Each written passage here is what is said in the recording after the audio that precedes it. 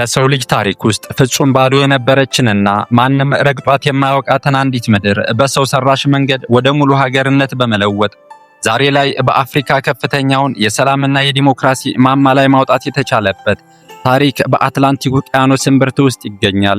በአንድ ወቅት የዓለም የባሪያ ንግድ ማዕከል የነበረችውና ፍጹም አስገራሚ መልክዓ ምድር ያላት ይህች ምድር ዛሬ ከመላው አፍሪካ በሰላሟ ቀዳሚ መሆን የቻለች ድንቅ ሀገር ናት።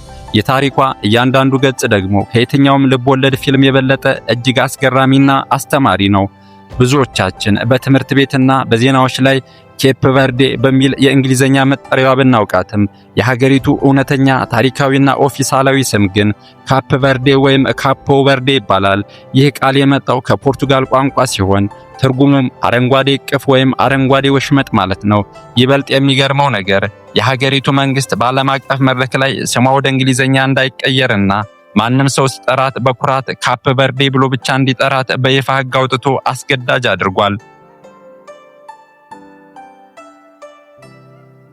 ይህች በኦፊሳላዊ ስሟ የምትኮራው ካፕ ቨርዴ ከሴኔጋል የባህር ዳርቻ 500 ኪሎ ሜትር ያክል ርቀት በአትላንቲክ ውቅያኖስ ሰፊ እቅፍ ውስጥ የምትገኝ የ10 እሳተ ገሞራ ደሴቶች ስብስብ ውጤት ናት። ይህች ሀገር ከየትኛውም ሌላ የአፍሪካ ሀገር በታሪኳም ሆነ በአወቃቀሯ እጅጉ ትለያለች። ምክንያቱም ካፕ ቨርዴ በ1462 ዓመተ ምህረት አካባቢ ፖርቱጋላውያን መርከበኞች መጀመሪያ ከመድረሳቸው በፊት ምንም አይነት የሰው ልጅ ጨርሶ አይኖርባትም ነበረ።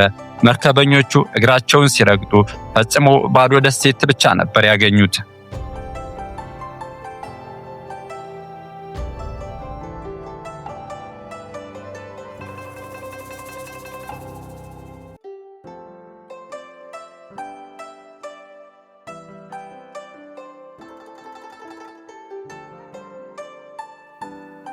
ታዲያ ዛሬ በደሴቶቹ ላይ የምናየው ህዝብ ከየት መጣ የሚለው ነጥብ የታሪኩን መጋረጃ የሚከፍት አስደናቂ ክፍል ፖርቱጋላውያን ደሴቶቹን ካገኙ በኋላ ሰፊውን የአትላንቲክ የባሪያ ንግድ ማዕከል አደረጓቸው። ከምዕራብ አፍሪካ የባህር ዳርቻዎች በኃይል እየታፈሱ የሚመጡ ምስኪን ሰዎችን በእነዚህ ደሴቶች ላይ ያከማቹ ነበረ።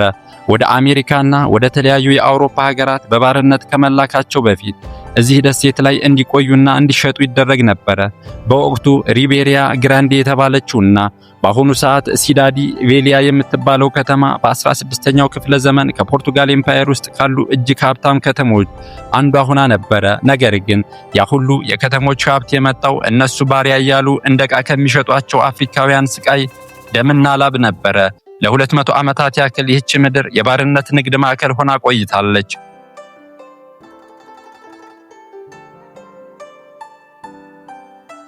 በዚያ አስፈሪ ወቅት በተለያዩ ደሴቶች ውስጥ የተለያየ ቋንቋ የሚናገሩ የተለያየ ባህል ያላቸው ምስኪን ሰዎች በሰንሰለት ተቀፍድደው ነገ የሚገጥማቸውን ዕጣ ፈንታ ጨርሶ በማይገምቱበት ሁኔታ እርስ በርስ ይተያዩ ነበረ።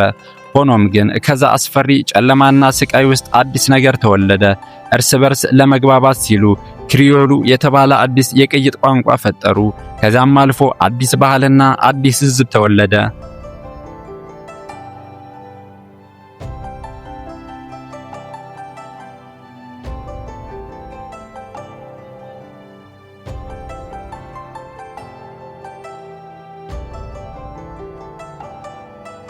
የዛሬዎቹ ኬፕ ቨርዲያውያን ከአፍሪካውያንና ከአውሮፓውያን ቅይጥ የወጡ ግን ራሳቸው የቻለ ሙሉ ማንነትና ኩራት ያላቸው ህዝቦች ለመሆን በቁ። ይህ ከአውሮፓና ከአፍሪካ የተወለደ ቅይጥ ዘር ደግሞ በምድሪቱ ላይ ፍጹም ልዩ የሆነ የተፈጥሮ ውበትና የቆዳ ቀለም ፈጥሯል።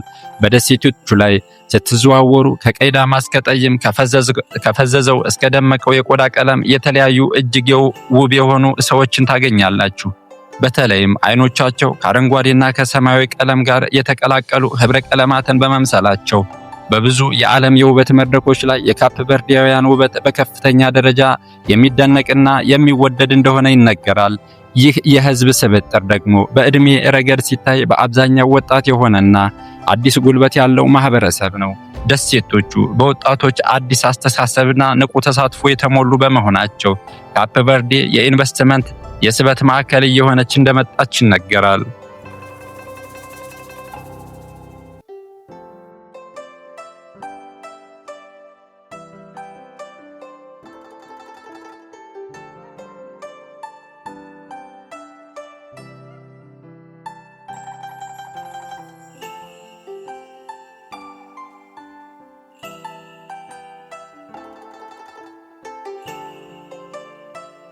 የካፕ ቨርዲያውያንን ማህበራዊ ህይወት ይበልጥ ጣፋጭ የሚያደርገው ደግሞ ሙዚቃና በተለያዩ ቀልዶች ማሳየት አለባቸው። ከብዙ ክርክርና ፈገግታ በኋላ ወላጆቹ በሩን ሲከፍቱ ቤቱ በደስታና በጭፈራ ይመላል። ይህ ባህል በትዳር ውስጥ ያለውን መከባበርና ፍቅር ከቀልድ ጋር አቀናጅቶ የሚያሳይ የደሴቲቱ ትልቅ መገለጫ ነው። ወደ ማዕዳቸው ስንመለስ ደግሞ ካፕ ቨርዲያውያን በመላው ዓለም የሚታወቁበት ካቹፓ የተባለ ብሔራዊ የምግብ አይነት አላቸው። ይህ ምግብ በቆሎ፣ ባቄላ፣ የአሳ ወይም የስጋ ቁርጥራጮች፣ ካሳባና የተለያዩ የአትክልት ቅመሞች በአንድነት ተቀላቅለው በዝግታ የሚበስሉበት ድንቅ የምግብ ጥበብ ነው። ካቹፓ ዝም ብሎ ምግብ አይደለም፣ የካፕ ቨርዲያውያን የአንድነትና የትብብር መገለጫ ነው። አንድ ትልቅ ማሰሮ ካቹፓ ተሰርቶ መላው ቤተሰብና ጎረቤት በአንድ ላይ ተሰብስበው የሚመገቡት ሲሆን ከትውልድ ወደ ትውልድ የተላለፈ የመጣው የደሴቶቹ ሕያው ፍቅር ማገዶ ነው።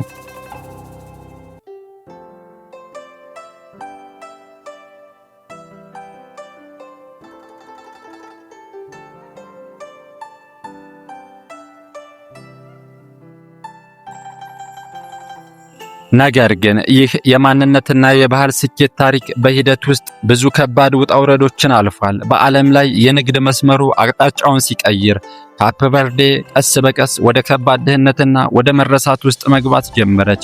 ለምዕተ ዓመታት ያክል ደሴቶቹ በተደጋጋሚ በሚከሰት አስፈሪ ድርቅ፣ ረሃብና ወረርሽኝ ክፉኛ ተመቱ። በ20ኛው ክፍለ ዘመን መጀመሪያ ላይ ብቻ በሺዎች የሚቆጠሩ ሰዎች በረሃብ አለቁ። ቅኝ ገዢዋ ፖርቱጋል ግን ለዚህ ሕዝብ እልቂት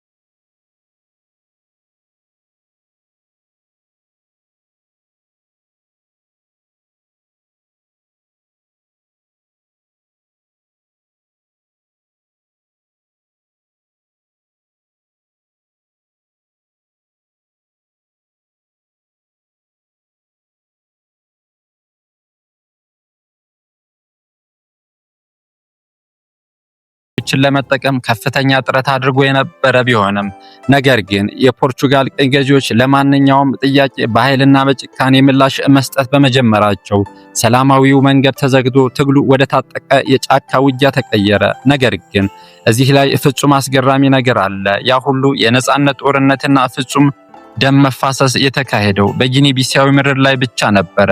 በራሳቸው በካፕ ቨርዴ ደሴቶች ላይ ምንም አይነት እውነተኛ የጦርነት ውጊያ አልተካሄደበትም። ካፕ ቨርዴያውያን ለሀገራቸው ነጻነት ሲሉ ሕይወታቸውን እየገበሩ የተዋጉት በሌላ ሀገር ምድር ላይ ነበረ። ይህ ክስተት ካፕ ቨርዴን በቅኝ ግዛት ታሪክ ውስጥ ፍጹም ልዩ ያደርጋታል። ከፖርቱጋል የድሮ ቅኝ ግዛቶች መካከል በገዛ ምድሯ ላይ ምንም አይነት የትጥቅ ትግል ሳያደርግ ነጻነቷን ያገኘች ብቸኛዋ ሀገር ለመሆን በቅታለች።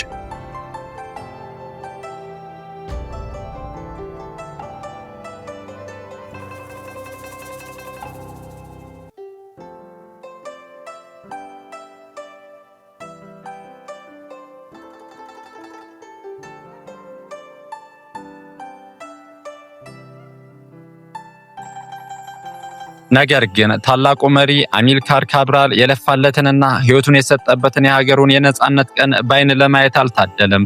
በጥር ወር በ1973 ዓመተ ምህረት በጊኒ ውስጥ በምትገኝ ኮናክሪ በተባለች ከተማ ውስጥ በድንገት ተገደለ። እሱን ማን እንደገደለው ለምንስ ለመግደል እንደፈለገ እስከዛሬ ድረስ ሙሉ በሙሉ በግልጽ የታወቀ ነገር የለም። አንዳንድ የታሪክ ተመራማሪዎች እንደሚሉት በውስጣዊ የፓርቲ ክህደት ምክንያት ሊሆን ይችላል ይላሉ። ሌሎች ደግሞ የፖርቱጋል ደህንነቶች ድብቅ እጅ እንዳለበት አጥብቀው ይጠረጥራሉ። እውነታው ግን እስከዛሬ ድረስ የታወቀ ነገር የለም።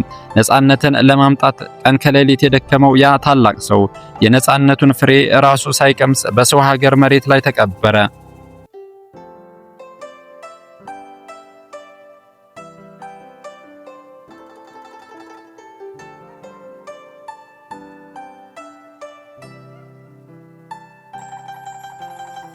አሚልካር ካብራል በተገደለ በዓመት ከመንፈቅ ጊዜ ውስጥ ግን በራሷ በፖርቱጋል ሀገር ውስጥ ትልቅ የፖለቲካ ለውጥ ተከሰተ። እሱም የካርኔሽን አብዮት በመባል ይታወቃል። ይህ አብዮት በፖርቱጋል የነበረውን አምባገነን መንግስት ሙሉ በሙሉ ከስልጣን የገለበጠ ሲሆን ለቀኝ ገዢዎቿ በሙሉ የነጻነት በር በሰላም ከፈተ። በዚህም መሰረት ካፕ ቨርዴ በጁላይ 5 ቀን በ1975 ዓ.ም በይፋ ነጻነቷን አወጀች። አሪስቲደስ ፔሬራም የሀገሪቱ የመጀመሪያው ፕሬዝዳንት ሆነው በታሪክ ተመዘገቡ። የሀገሪቱ ታሪክ እዚህ ላይ ብቻ አላበቃም። መጀመሪያ ላይ ካፕ ቨርዴ እና ጊኒ ቢሳው ተዋህደው አንድ ትልቅ ሀገር ለመሆን ሰፊ እቅድ አውጥተው ነበረ። ነገር ግን ይሄ ታሪክ ህልም ሳይሳካ ቀረ። በ1980 ዓ.ም በጊኒ ቢሳው ውስጥ ድንገተኛ ወታደራዊ መፈንቅለ መንግስት በመካሄዱ በሁለቱ ህዝቦች መካከል ያለው ግንኙነት ክፉኛ ተበላሸ። ካፕ ቨርዴም የራሷን ገለልተኛ ፓርቲ ማለትም ፓኢሲቪ የተባለውን ድርጅት መሰረተች። ለተከታታይ 15 ዓመታት ያክል ሀገሪቱ በአንድ ፓርቲ ስርዓት ብቻ ስትተዳደር የቆየች ቢሆንም በ1990ዎቹ መጀመሪያ ላይ ግን አስደናቂ ነገር ተፈጠረ። በወቅቱ ብዙ የአፍሪካ ሀገራት ወደ እርስ በርስ ብጥብጥና ጦርነት በገቡበት ወቅት ካፕ ቨርዴ ግን በሰላማዊ መንገድ ወደ ብዙ ፓርቲ ዲሞክራሲያዊ ስርዓት ተሸጋገረች ያለምንም ደም መፋሰስ ስልጣን። ይህ ስኬትን ታዲያ በዓለም የፖለቲካ መድረክ ላይ አንድ ትልቅ እውነታን ያሳየናል። አንድ ሀገር ስኬታማ የሚያደርገው የመሬት ውስጥ ተፈጥሯዊ ሀብት ብቻ ሳይሆን የህዝቡና የመሪዎቹ ብልህ ውሳኔ አድራጊነት ጭምር ነው። ካፕ ቨርዴያውያን ከስደት ህይወታቸው ውስጥ የፈጠሩት ሌላ ጥበብ ደግሞ ሞረና የተባለው የሙዚቃ ዘይቤ ነው። ሞረና ማለት የናፍቆት፣ የስደት ህመምና የጥልቀት ፍቅር ስሜት በዜማ መግለጫ ጥበብ ነው። ካፕ ቨርዴያውያን ሶዳድ ብለው የሚጠሩት አንድ የተለየ የናፍቆት ስሜት አላቸው። ልክኛ ኢትዮጵያውያን ራሳችን የተለየ ስሜት መግለጫ ሙዚቃዎች እንዳሉን ማለት ነው። ታዋቂዋ ሴዛሪያ ኤቦራ ያለምንም ጫማ በባዶ እግሯ በመቆም የሀገሯን ስምና ባህል ወደ መላው ዓለም በመድረስ የባዶ እግር ንግሥት ተብላ በክብር በመታወቋም የዚህ ጥበብ ፍሬ ነው።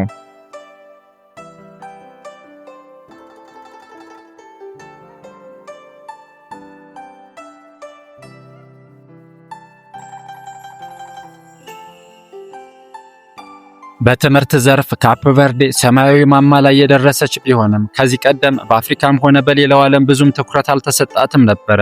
ብዙዎቹ እንደ አንድ ትንሽና የተረሳች ደሴት ብቻ ያስቧት ነበረ። ነገር ግን በቅርቡ በተካሄደው የ2026 የዓለም ዋንጫ ላይ መላው የዓለም መላው ዓለም ስለ ካፕ ቨርዴ በከፍተኛ አድናቆት መገረም እንዲያወራ የተገደደበት አንድ ታላቅ ክስተት ተመዘገበ። የሀገሪቱ ብሔራዊ ቡድን ማለትም ሰማያዊ ሻርኮች ወደ ዓለም መድረክ ይዘውት የመጡት እጅግ አስደናቂ የማይበገር የኳስ ብቃት መላውን የስፖርት አፍቃሪ ያስደመመ። በተለይም የቡድኑ ግብ ጠባቂ ወይም በረኛ ያሳየው ከተፈጥሮ በላይ የሆነ ብቃት የውድድሩ ትልቅ መነጋገሪያ ነበረ። የዓለማችን ታላላቅና ውድ ተጫዋቾች የሚሰነዝሯቸውን አስፈሪ ኳሶች ነብር በሚመስል ቅልጥፍና አስገራሚ የአየር ላይ ኳስ እያከሸፈ መረቡን ሳያስደፍር ያሳየው ጀግንነት የካፕ ቨርዴን ስም በዓለም ስፖርት ታሪክ ውስጥ በወርቅ ቀለም እንዲቀረጽ አድርጎታል።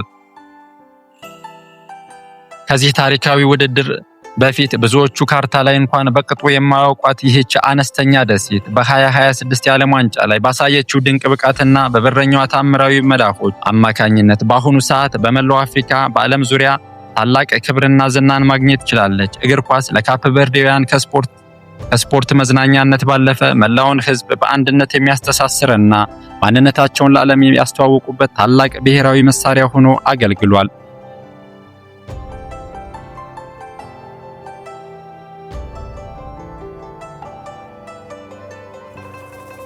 ካፕ ቨርዴ ዛሬ ካለፈችበት አስፈሪ የድህነት የባርነትና የረሃብ ታሪክ ውስጥ ወደ ተሟላ አንጻራዊ ሰላምና መረጋጋት ተሻግራለች። በአሁኑ ሰዓት የአገሪቱ ኢኮኖሚ በዋናነት በዓለም አቀፍ ቱሪዝምና በውጭ ሀገር በሚኖሩ ልጆቿ ኢንቨስትመንት ላይ የተመሰረተ ነው። ዋና ከተማዋ ፕሪያ የመንግስት ስራዎችና የፖለቲካ ማዕከል ስትሆን ሚንደሉ የተባለችው ታሪካዊ የወደብ ከተማ ደግሞ የባህል የሙዚቃና የኪነ ጥበብ ማዕከል በመሆን ታገለግላለች። ካፕ ቨርዴ ጠንካራ ፓርላመንታዊ ስርዓት ያላት ሀገር ስትሆን የመንግስት ስልጣን በየ5 ዓመቱ በሚደረግ ዲሞክራሲያዊ ምርጫ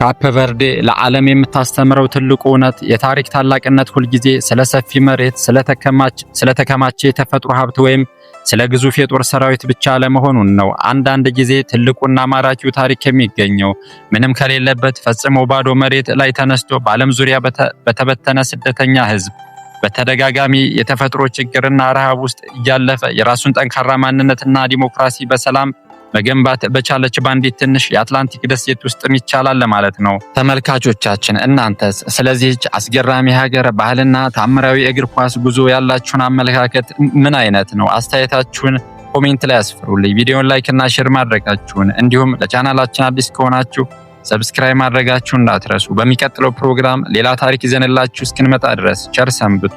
ሰላም።